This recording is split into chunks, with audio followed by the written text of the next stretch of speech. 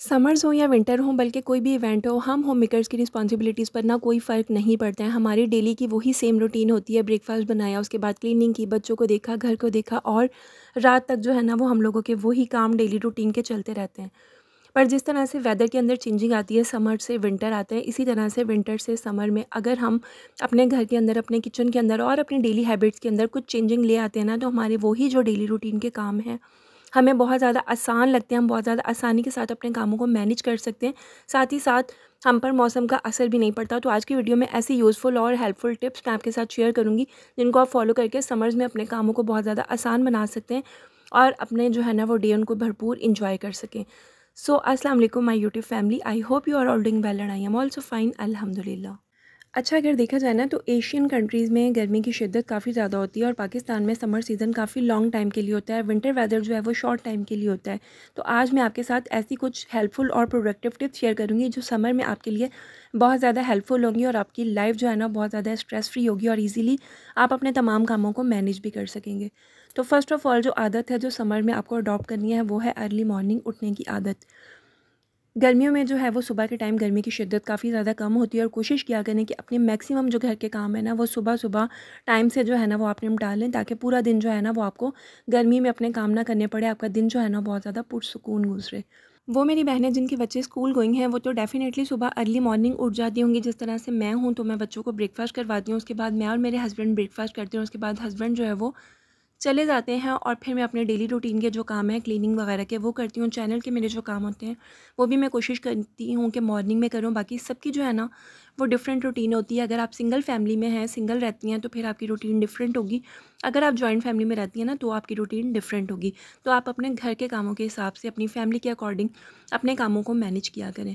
और मैंने अपने प्रीवियस वीडियो में भी आपको बताया था कि आप कोशिश करें कि आपकी छत है, बैल्कनी का कोई भी आउटडोर एरिया है या विंडो है, वहाँ पर दाने और पानी जो है ना लाज़मी परिंदों के लिए अरेंज करें, क्योंकि गर्मी की शिद्दत बहुत ज़्यादा है और वैसे भी ये सदका जारिया। जब आप बेज़बान जानवरों के लिए दाने और पानी का इंतज़ाम करते हैं ना तो अल्लाह ताला आपका भी रिस्क खोल देता है। इसके अलावा समर सीज़न है तो कोशिश किया करें कि मील प्रिपरेशन जो है ना वो आप 11 से 12 बजे तक कंप्लीट कर लिया करें, ताकि गर्मी की शिद्दत से पहले पहले आपका जो है ना वो खाना वगैरह रेडी हो जाए। और उसके बाद आपने कोशिश करनी है कि जो भी एक्स्ट्रा वेजिटेबल्स हैं उनको भी मैं कोशिश करती हूँ कि अब अगर मुझे सुबह में मॉर्निंग में टाइम मिलता है ना तो मैं उनको कट करके रख लेती हूँ, ताकि जब मुझे बनाना हो तो जल्दी से मैं रेडी कर लूँ। अच्छा, अपने डेली रूटीन के कामों से फ्री होने के बाद लाजमी जो है ना वो शावर लेके अपना ड्रेस चेंज किया करें, मॉइस्चराइज़ ज़रूर किया करें। समर्स हो या विंटर हो, हमारी बॉडी को मॉइस्चराइजेशन की ज़रूरत ज़रूर होती है। समर्स में जो है वो कोशिश करें लाइट वेट मॉइस्चराइज़र और साथ में आपने बॉडी मिस्ट ज़रूर यूज़ करना है। कोशिश किया करें कि समर्स में बॉडी स्प्रे या बॉडी मिस्ट वगैरह ज़रूर यूज़ किया करें, ताकि आपको रिफ़्रेशिंग फ़ील हो। अच्छा, उसके बाद जैसे ही वेदर चेंज होता है ना, एक और बहुत इंपॉर्टेंट टास्क है हमारा, according to the weather clothes को ऑर्गेनाइज़ करना भी बहुत ज़रूरी होता है। विंटर क्लॉथ्स मैंने आपके साथ उनके फ़ोल्डिंग मेथड और किस तरह से उनको हमने ऑर्गेनाइज़ करना है वो मैंने ऑलरेडी अपने ब्लॉग में आपके साथ शेयर कर दिया था। अब यहाँ पर मैं मिड सीज़न के क्लोथ जो हैं वो उनको ऑर्गेनाइज़ कर रही हूँ, उनको रिप्लेस करूँगी और यहाँ पर समर क्लोथ जो है वो मैं वार्डरोब में ऑर्गेनाइज़ कर लूँगी। अच्छा, इनको मैं 2 तरह की कैटेगरीज़ में डिवाइड करती हूँ। एक जो हमने रेगुलर डेली बेसिस पर वेयर करने होते हैं, कैजुअल वेयर्स, वो हैं, और दूसरे जो हैं वो फॉर्मल है। इसी तरह से मैं अपने बच्चों के, हस्बैंड के, सबके जो है ना इस तरह से पार्टीशन में रख दूँगी, कैजुअल वेयर के डिफरेंट और फॉर्मल वेयर के डिफरेंट जगह पर।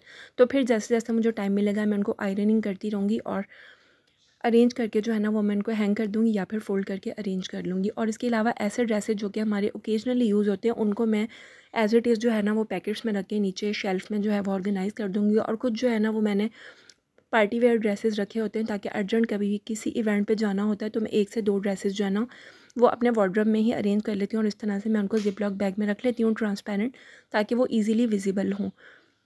इसके अलावा मैं जब भी वॉशिंग करती हूँ या वार्डरोब को अरेंज करती हूँ, और स्पेशली जब सीज़न चेंज होता है ना, तो आप भी इस टिप को फॉलो कीजिएगा कि जैसे ही आप अपने क्लोथ्स को ऑर्गेनाइज़ करें ना, रिप्लेस करें, तो उस टाइम पर जो आपके डीक्लटर करने वाले ड्रेसेस हैं ना, आप उनको सेपरेट कर लीजिए। यानी कि कोई ऐसे ड्रेसेस होते हैं जो कि हमें रिपेयर करने होते हैं, कुछ हमें नेक्स्ट टाइम यूज़ नहीं करने होते, बच्चों के छोटे हो जाते हैं या फिर जो है वो हमें यूज़ नहीं करने होते, तो वो आप चैरिटी के लिए या डोनेशन के लिए सेपरेट कर लीजिए। अब मेरे पास ये जो जितने भी ड्रेसेस हैं ना, ये मेरी बेटी के छोटे हो गए हैं और मुझे जो है ना ये यूज़ नहीं करने हैं अभी नेक्स्ट ईयर के लिए, तो इनको जो है मैं सेपरेट बैग में अरेंज कर लूँगी और जैसे ही मुझे ज़रूरत होगी या किसी को भी देने होंगे ना, तो फिर मैं ईज़िली डोनेट कर दूँगी और मुझे पता होगा मैंने सेपरेट बैग में रखे होंगे।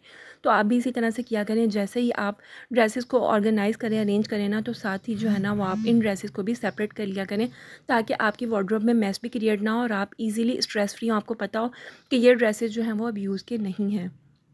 अगर आप मेरी वीडियो फर्स्ट टाइम वॉच कर रहे हैं और आपको मेरा कंटेंट अच्छा लगता है, तो आपने मुझे कमेंट करके ज़रूर बताना है कि आप मेरी वीडियो कौन से सिटी से वॉच कर रहे हैं, ताकि मैं आपका थैंक्स कर सकूं।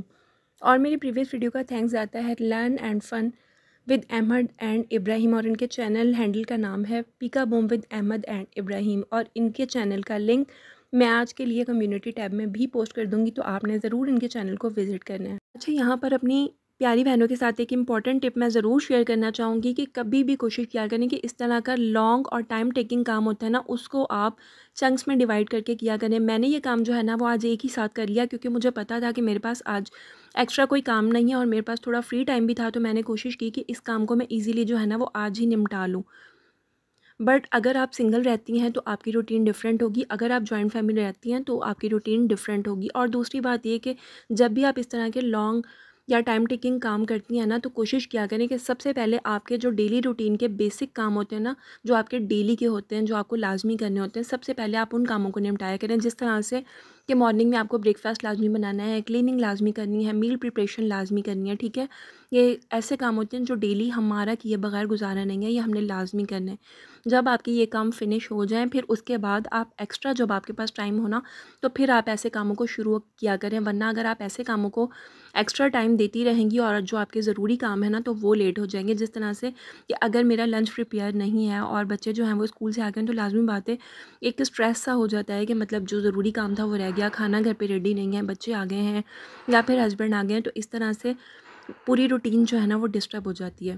जैसे कि मेरा भी ये जो काम था ना, बताने का मकसद आपको सिर्फ ये है कि जब मैंने अपने डेली रूटीन के मील प्रिपरेशन वगैरह और सारे काम कर लिए, और ज़ोहर के बाद यानी कि जब मैं दोपहर के कामों के बाद फ्री होके, तो फिर मैंने जो है ना वो अपने इन कामों को वाइंड अप किया था। क्योंकि आजकल जो है वो बच्चों का स्कूल का न्यू सेशन स्टार्ट हुआ है, तो इस टाइम पर जो है ना वो बच्चों का होमवर्क वगैरह भी स्टार्ट नहीं हुआ, तो मुझे था कि मैं जो है वो इस टाइम पे फ्री हूँ, तो अभी ना मैं इन कामों को निपटा लेती हूँ। फिर क्या होता है कि बच्चों के स्कूल स्टार्ट हो जाते हैं, तो बच्चों के जो है ना वो स्टडी वगैरह करवानी होती है और भी डेली रूटीन के उनके काम होते हैं, तो फिर टाइम नहीं मिलता।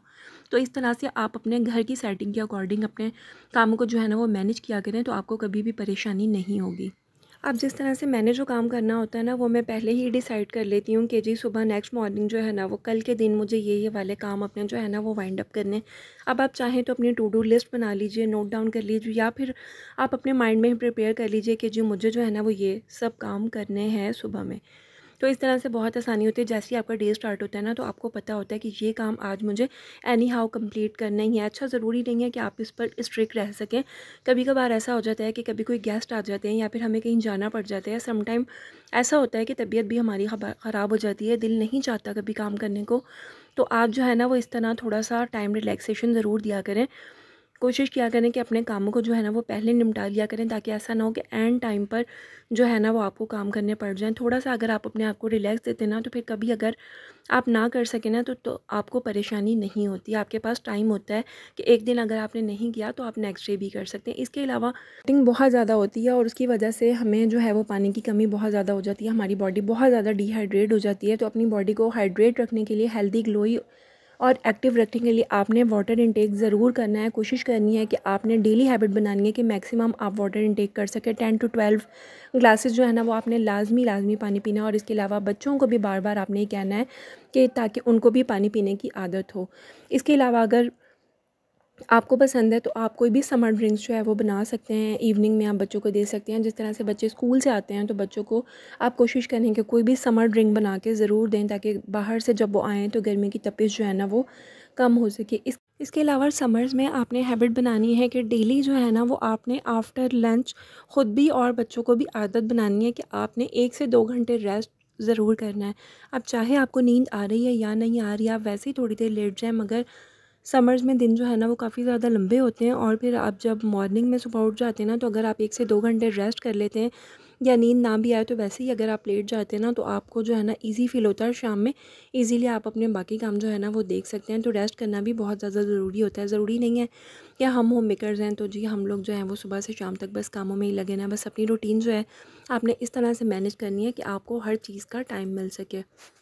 आई होप कि मेरी वीडियो आपके लिए बहुत ज़्यादा हेल्पफुल रही होगी और समर्स में आपने अपनी डेली रूटीन को आसान बनाने के लिए, अपनी होम मेकिंग को आसान बनाने के लिए इन टिप्स को ज़रूर फॉलो करना है, ताकि आप जो लॉन्ग टाइम समर का ड्यूरेशन है उसको भरपूर इंजॉय कर सकें, स्ट्रेस फ्री होम मेकिंग कर सकें और अपनी ज़िंदगी को बहुत ज़्यादा आसान बना सकें।